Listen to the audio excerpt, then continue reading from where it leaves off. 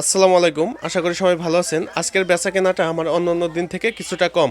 এইজন্য যেহেতু আমি চকলেট প্রেমী মানুষ, তাই একটা চকলেট মুখের মধ্যে খাইতেছি এবং বেচাকেনা করতেছি। যে মুরব্বি লোকটা চশমা নিতেছে, উনি চোখে কিছুটা কম দেখে। আমরা তাদেরই চশমা দিতে পারি যারা আগে ভালো দেখতো, হঠাৎ করে কিছুটা কম দেখে, বই দেখতে অসুবিধা, এরকম স্বাভাবিক কিছু। তারপর ওই লোকটার পাশে যে একজন লোক আসছে, উনি হচ্ছে বাচ্চাদের ওয়েব স্টেশন নিবে দেখে উনি আমাকে বললো। তো আমার পাশে যে রিফাত ছিল, ওকে আমি পাঠাইছি ওয়েব স্টেশন আনার জন্য। ও অলরেডি নামায় নিয়ে আসতেছে আমার কাছে।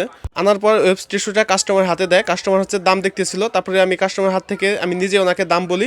দাম বলার পর হচ্ছে ওনার কাছে আমি দেই। তারপর হচ্ছে আমি ওনাকে দাম বলি, দাম বলার পর উনি আমাকে টাকা দেয়, কিন্তু ওনার টাকাটা ছিল অনেকটাই সেরা, যার জন্য ওনাকে আমি রিটার্ন করি। আবার উনি বললো যে না, টাকাটা চলবে। আমি দেখলাম যে একটু পরিশ্রম করলে হয়তো টাকাটা চালানো যাবে, তাই আমি আবার নিয়ে নিলাম। তারপর বাকি ওনার 900 টাকা রিটার্ন দিলাম, কারণ ওই প্রোডাক্টের দাম ছিল মাত্র 100 টাকা। তারপর হচ্ছে ওনার 15 টাকায় ওনার হাতে দিয়ে দিলাম একটা প্যাকেটে করে, যে উনি তারপর হচ্ছে চলে যায়। এই লোকটি অনেক করে চশমা খোঁজাখুঁজি করতেছিল, কিন্তু সহজে মিলাইতে পারতেছিল না। ওনার চশমা খুঁজতে একটু বেশ দেরি হয়ে যায়। তার মধ্যে আমাদের অন্য আরেকজন কাস্টমার আসে। সেই কাস্টমারটা একটা পণ্য চায় আমার সহকারী রিফাতের কাছে, কিন্তু রিফাত এই পণ্যটা বুঝতে পারছিল না, যার জন্য রিফাতকে আমি এই চশমা দেখানো এই কাকুর কাছে পাঠিয়ে আমি ওই পাশে চলে যাই। যেহেতু যে পণ্যটা চাইছে সেটা আমি নিজে খুঁজে দিতে পারবো, তো সেই পণ্যটা হচ্ছে আমি ওনাকে খুঁজে দেই। এবং রিফাত এই পাশে দিয়ে হচ্ছে চশমা বাঁচতেছিল এই কাকুকে দেখানোর জন্য, কিন্তু এই কাকু হচ্ছে সহজে চশমাটা মিলাইতে পারতেছিল না, বারবার একাধিক চশমা হচ্ছে চেঞ্জ করতেছিল।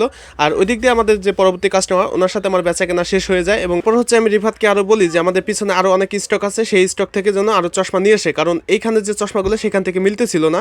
আর আমি এই ফাঁকে আমি আর একটা চকলেট বের করে নিলাম, কারণ আমার আগের চকলেটটা শেষ হয়ে গেছে। চকলেটটা খাইলাম আবার, আর কাকুর সাথে কথা বলতেছিলাম যে আমরা নির্দিষ্ট যে চশমাটা সেটা তাকে মিলিয়ে দিতে পারবো। এইভাবে পর অনেক খোঁজাখুঁজির পর এই আঙ্কেলকে আমরা চশমা দিতে পেরেছি। তারপরে রিফাতকে বললাম যেহেতু আমাদের তাকে মালামাল অনেকটা এলোমেলো হয়ে গেছে, তাই আমরা দুজন আবার হচ্ছে তাকে মালামাল সাজাতে ব্যস্ত হয়ে পড়লাম, কারণ প্রতিদিনের মতো আমাদের তাকের মাল সাজাইতে হয়। বেচা কেনার সময় আমরা যথাযথ স্থানে মালামালগুলো রাখতে পারি না কাস্টমারকে দেখানোর পর।